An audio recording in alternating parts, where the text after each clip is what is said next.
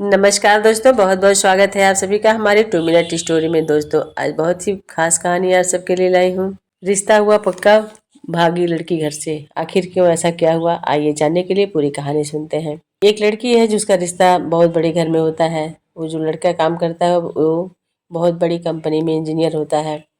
और लड़की के पापा खुशी से मिठाई दादी के मुंह में खिलाते हुए कहते हैं, दादी को ये बात कहते हैं कि रिश्ता पक्का हो गया। दादी बहुत खुश हो गई।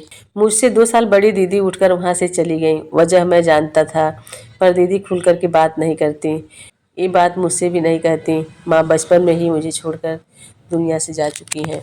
पापा और दादी की ये बात बोलना दीदी के लिए बहुत दूर की बात है। पापा थोड़ा कम बात करते हैं और दादी बहुत गुस्सा करती हैं छोटी छोटी बात पर भी। ऐसा नहीं है कि पापा और दादी हमें प्यार नहीं करते, प्यार बहुत करते हैं, लेकिन जताने का ढंग बिल्कुल अलग है। बस ये सब बातें हम उनसे नहीं कह सकते हैं। पापा ने मिठाई का डब्बा मुझे पकड़ा दिया। लगता है शर्मा गई गुड़िया, जाकर उसका भी मुंह मीठा करा दो, पापा ने कहा। तो मैंने कहा, जी पापा। जब मैं दीदी के कमरे की तरफ बढ़ा तो देखा दीदी खिड़की की तरफ मुंह किए पंकज के घर की तरफ देख रही थी। दीदी उस पंकज वर्मा से बहुत प्यार करती थी और वो भी मैंने बहुत बार देखा भी कि दीदी बहुत प्यार करती हैं। उन्हें एक दूसरे को देखते और बातें करते भी मैंने कई बार सुना। शुरू में मुझे बहुत गुस्सा आता था, पर मैं धीरे धीरे पता किया पंकज बहुत सीधा और सज्जन लड़का है। मुझे बहुत अच्छा लगता था दीदी और उसका रिश्ता। घर वालों के कड़ाई के बाद दीदी ने रिश्ते के लिए हाँ कह दिया और मैं भी कुछ नहीं बोल पाया, क्योंकि मैं भी पापा और दादी से बहुत डरता था। माँ थी नहीं कि जो दोनों के बीच में समझौता कराती।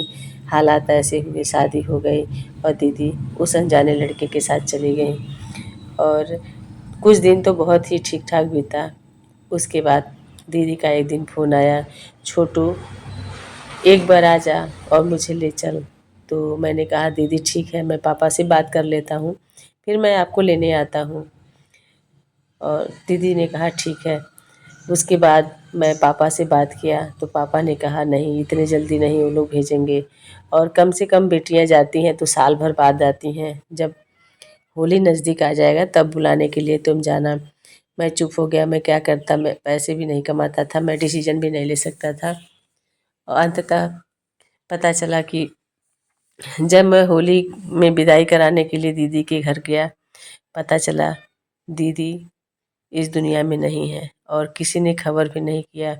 मैंने अगल बगल के लोगों से जानना चाहा कि क्या हुआ।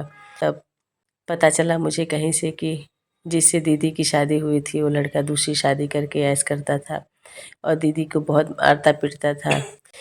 और मायके में वो कह नहीं सकती थी, दादी से बात नहीं कर सकती थी, पापा से डर के मारे बात नहीं कर सकती थी। हमसे कही भी थी कि आके मुझे ले चलो, तो मैं एक तो मैं पैसे नहीं कमाता था और छोटा होने के नाते मैं डिसीजन भी नहीं ले पाया और दीदी ज़िंदगी की जंग हार गई और आत्महत्या कर ली।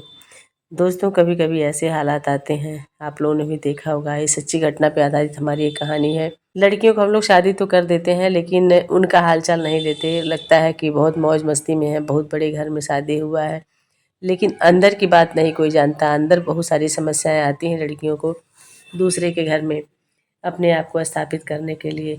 तो हमें क्या करना चाहिए, आप लोग कमेंट में ज़रूर बताइएगा। क्या लड़की की शादी करके छोड़ देना चाहिए? हमारी कोई जिम्मेदारी नहीं है, आखिर वो भी तो हमारा अंश है। जैसे बेटा अंश है वैसे बेटी भी अंश है। आप लोगों का विचार क्या है, आप लोग ज़रूर बताइएगा। इन्हीं शब्दों के साथ विदा लेती हूँ, फिर मिलती हूँ अगली कहानी में। तब तक के लिए हमारे सभी प्यारे दोस्तों को प्यार भरा नमस्कार।